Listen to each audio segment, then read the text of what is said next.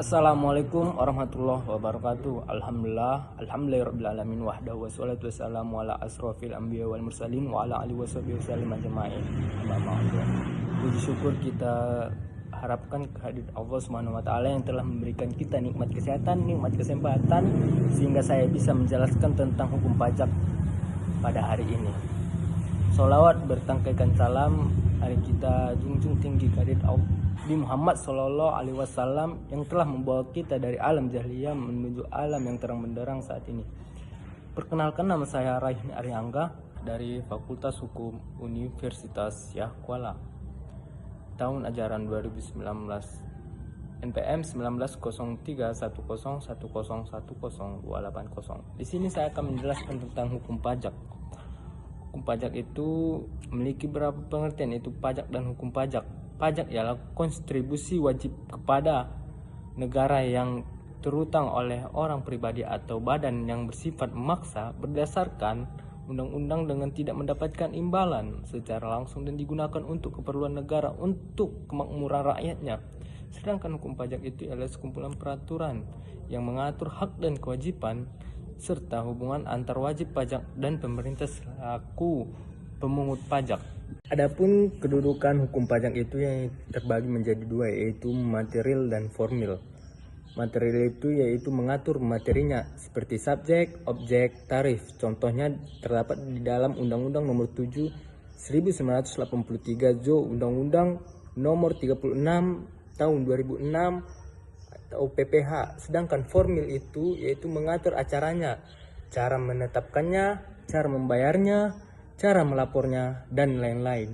Contohnya terdapat dalam Undang-Undang Nomor 6 1983 Jo Undang-Undang Nomor 16 2019 KUP. Mengatur kedua ini yaitu mengatur kewajiban dan hak wajib pajak. Berdasarkan poin 2 yang di atas yang saya sebutkan barusan, diketahui bahwa kedudukan hukum pajak merupakan bagian dari hukum publik. Hukum pajak mengatur hubungan antar pemerintah selaku pemungut pajak dan rakyat sebagai wajib. Sejarah perkembangannya pajak. Pajak merupakan salah satu komponen penting dalam perjalanan suatu bangsa. Hampir di seluruh dunia ini, semua negara yang ada di dunia ini menerapkan suatu aturan maupun skema dengan tentang pengenaan pajak, baik secara langsung maupun tidak langsung. Tak terkecuali di Indonesia ini, sejarah pajak tentang pengenaan pajak di Indonesia telah berlangsung sejak zaman kerajaan kolonial sampai dengan sekarang saat ini. Sehingga sebetulnya masyarakat Indonesia sendiri tidak asing dengan kata pajak.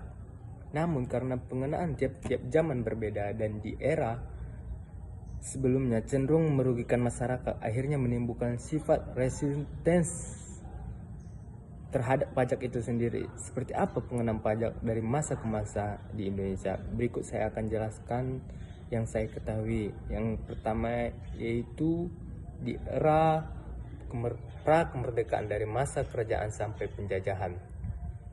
Bangsa Indonesia ini telah mengenal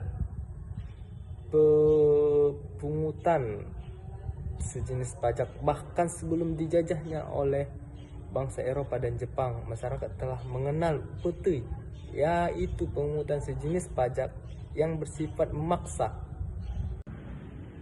Konsep ruang lingkup hukum pajak. Ruang lingkup hukum pajak ini didasarkan dari pengertian fungsi dan sistem pemungutan hukum pajak. Pengertiannya sudah saya jelaskan tadi. Yang kedua yaitu fungsinya. Fungsinya itu dibagi menjadi dua, yaitu fungsi budgeter dan fungsi reguleran. Fungsi budgeter itu salah satu sumber penerimaan pemerintah untuk membiayai pengeluaran negara baik rutin maupun pembangunan. Yang kedua itu fungsi reguleran, yaitu bahwa pajak ini sebagai alat bagi pemerintah untuk mencapai suatu tujuan baik dari fungsi ekonomi, moneter, sosial, kultural maupun politik dan lain-lainnya. Asas-asas hukum pajak ini terbagi menjadi 3, yaitu asas domisili, asas sumber, dan asas pembangunan. Yang ketiga itu landasan filosofi pemungutan pajak. Landasan ini didasari oleh teori-teori antara lain yaitu teori asuransi. Teori ini itu melindungi keselamatan jiwa, harta benda, dan hak rakyatnya. Yang kedua, teori kepentingan. Teori ini pembagian beban pajak kepada rakyat didasarkan pada kepentingan, misalnya perlindungan masing-masing setiap orang, membayar pajak yang dibayarkan sebagai suatu premi asuransi. Adapun sumber hukum pajak itu dilihat dari mengacu kepada sumber-sumber hukumnya. Pada umumnya bagian telah diungkapkan di atas, maka sumber-sumber hukum pajak itu segoyangnya juga dilihat dari segi doktrinal, ideologi, politik, sosial, agama, dan budaya. Dan akhir-akhir ini mulai telah pengetahuan tentang informasi telah masuk, karena sumber hukum pajak dalam artian material yang harus dipertimbangkan, misalnya peraturan material keuangan nomor 39 PMK 03 2016 tanggal 23 Maret 2016 mengenai ketentuan perpajakan berkaitan dengan transaksi nasabah kartu kredit. Sejarawan sosiologi, filsuf, dan yuris melihat sumber hukum pajak dan masing-masing sudut pandangnya.